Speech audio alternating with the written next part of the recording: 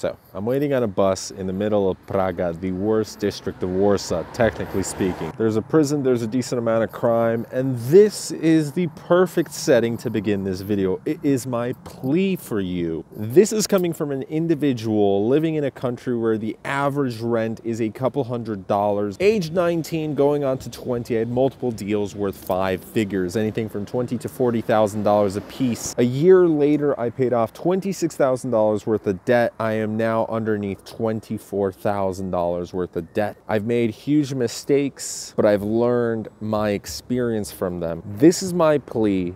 My name is Michael Kubera. I'd rather you learn from me, and if this video doesn't do it, maybe some other ones will inspire you in the future, but at least you'll hear it from me first. Okay. Well, my bus just left.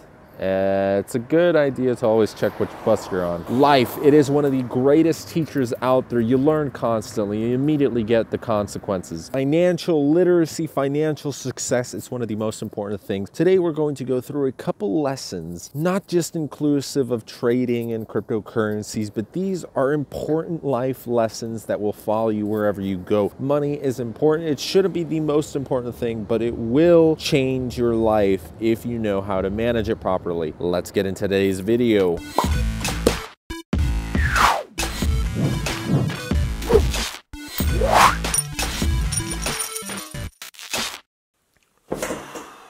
You need to have a clear financial management plan. A lot of people go into this, they invest left and right, they have no idea what's going on, they get lucky, it's beginner's luck, they're making some moolah, here we go, okay, so now their ego is rising, they're telling their friends and family about it, they're believing they're a genius, so let's put more money on the line, and before you know it, you blew that trade, or you blew out your account, your ego took a hit, and there's 2 spirals. One is going up, the next is a degenerative spiral. So soon as you make one bad trade, you're trying to make the money back from that other trade. You're starting to get emotional. Your other trades are beginning to fall apart. Here's my plea for you guys. So many individuals out there have no financial knowledge whatsoever. That's actually one of the reasons why I was able to make a lot of money, and then it just went through my hand. Probably adding into why I was able to secure over 6 figures was that I had prior knowledge of how to invest, how to save my money, how to build a good credit score, a little bit of knowledge about negotiating properly, getting business deals on the table, how to run a company. All of that experience added into it.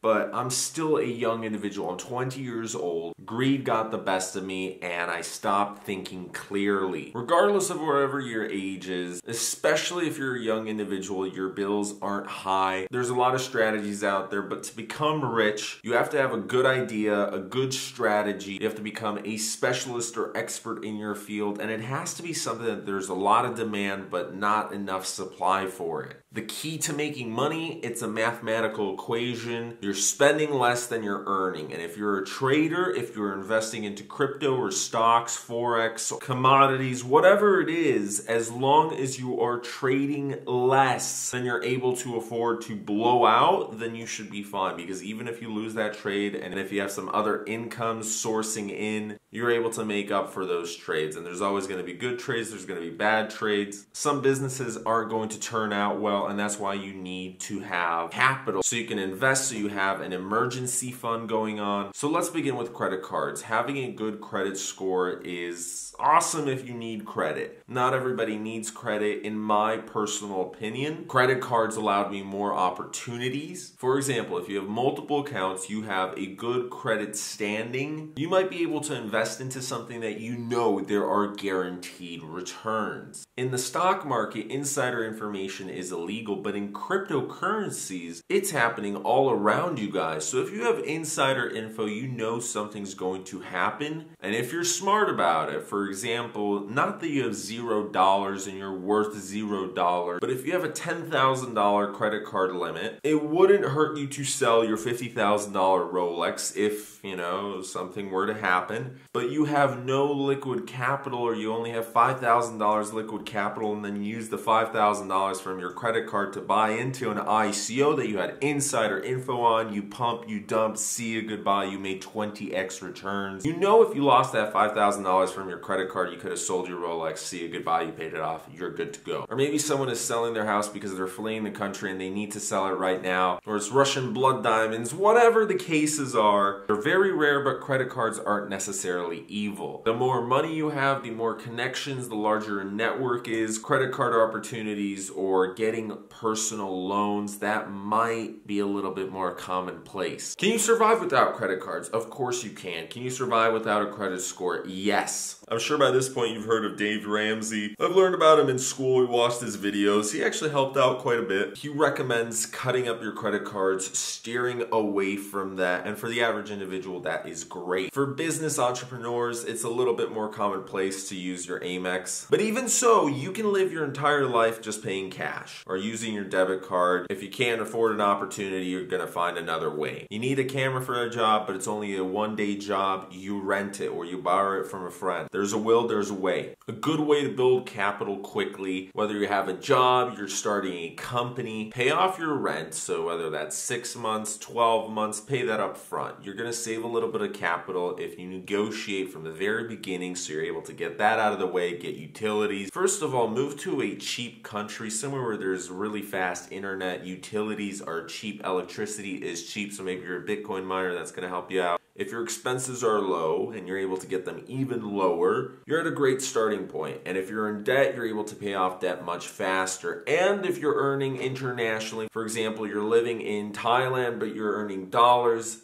you have more purchasing power. Eliminate all financial stress. So pay off the place where you're living, the place where you're working. You don't need an office. You don't need employees. That was one of my mistakes. I tried growing my business too fast. I tried scaling too fast. And sure, there was enough funds for that for a couple months. And then they went away. And see, I wasn't prepared for a 12-month lease running me at a couple $1,000s per month here. And then an employee and then another lease. And you know, it just got too heavy. Always when you're planning financially for some investment or for whatever you're going to go into the next couple of months, understand that it's probably going to take double the amount of time you're planning and maybe even triple the capital that you originally had intended to use for this, because there's problems wherever you are. You can't fully plan everything. It's just life. And business changes, so you must adapt very quickly. A common trait among entrepreneurs is to fail quickly, learn from your mistakes, and cut that off. If you do believe that that's going to hurt you, try and invest more effort to recover from that loss, to build that company up again, to regain trust with an employee. I don't know, whatever the case be. But if it's not working, move on to the next thing. Instead of the scarcity mentality, you got to think abundance. There's always more employees. There's always more opportunity. There's a lot of money in the world. Technology's improving. Everything's getting faster. It's more efficient to be alive in these times as an entrepreneur right now. Have an emergency fund, whether it's $1,000, $2,000, $5,000, whatever your emergency fund is.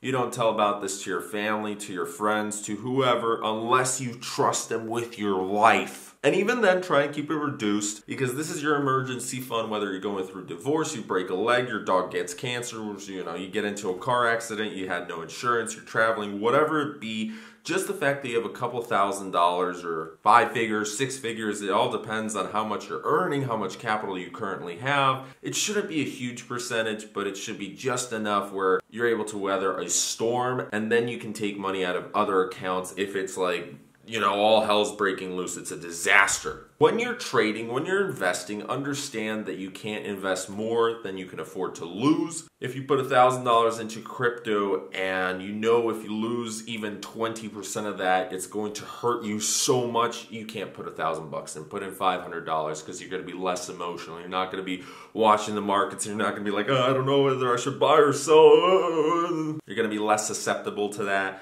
If you lose $500 and if you have multiple streams of income, you can easily replace that and hopefully make it back in another trade.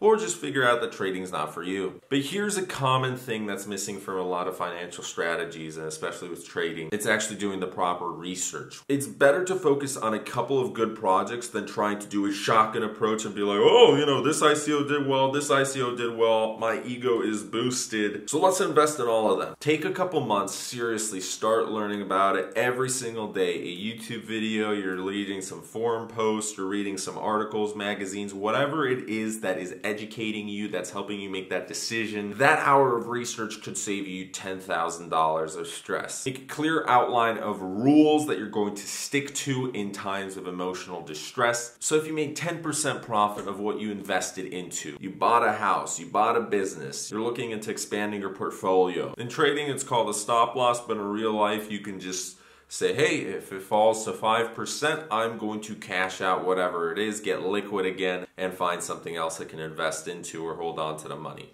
If it goes to 15%, 20%, great, then you're just going to adjust, hey, maybe from 5%, let's take it up a notch to 8, 9, 10, 12%, whatever it be. Give yourself a salary. It's great to be constantly reinvesting your profits, but if you're reinvesting because you get too greedy, you want to grow your capital too quickly, you're going to get to a point where you have bills to pay, you fall behind, some crazy emergency happens, you get too emotional, everything spirals down. You don't want to get there. Be in an abundance mentality, but understand that the quality opportunities, it is difficult to get some of them back, especially if it's a life-changing moment, but especially those you have to be wary of. It's great to get excited, it's awesome to invest a lot of time into that, but sometimes the largest deals can make your life a miserable hell. If you have multiple sources of income, it's going to make that a little bit softer. If you need help with one of those larger deals, try and offload the work. Maybe hire somebody off of Upwork for part-time. It's not going to cost you as much as an employee. Maybe go on to Fiverr if it's something really simple. We're in an interesting period right now where Bitcoin has stabilized. There's more and more good news,